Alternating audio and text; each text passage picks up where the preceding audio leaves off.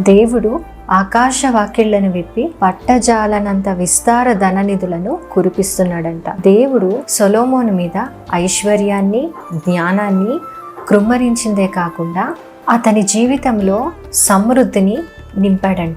ఈజిప్టులో యోసేపు మీద అనుగ్రహాన్ని కూడా కురిపించాడంట.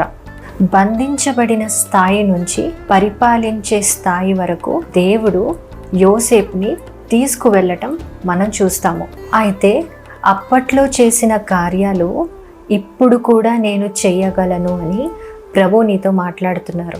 నీ పరిస్థితి చిన్నదైనా నా ఆశీర్వాదం చాలా పెద్దది అని నీతో మాట్లాడుతున్నారు. నీ కష్టాలను నేను ఆశీర్వాదాలుగా మార్చబోతున్నాను అని ఆయన నీతో మాట్లాడుతున్నారు.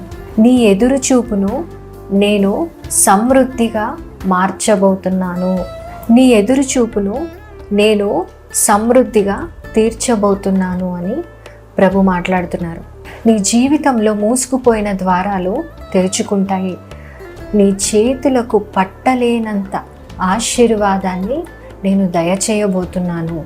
ఇది నీ సమయం అని ఆ సర్వోన్నతుడైన దేవుడు నీతో మాట్లాడుతున్నాడు. నీ జీవితంలో ఓవర్ఫ్లో విడుదల చేస్తున్న కాలం అని దేవుడు నీతో మాట్లాడుతున్నాడు. ఇంకా నీ శ్రమలకు ముగింపు అని తండ్రి అయిన దేవుడు నీతో మాట్లాడుతున్నాడు. దేవుడు నిన్ను ఆశీర్వదిస్తున్నాను అని పలుకుతున్న మాటలు నీ జీవితంలో నెరవేర్చబడునుగాక.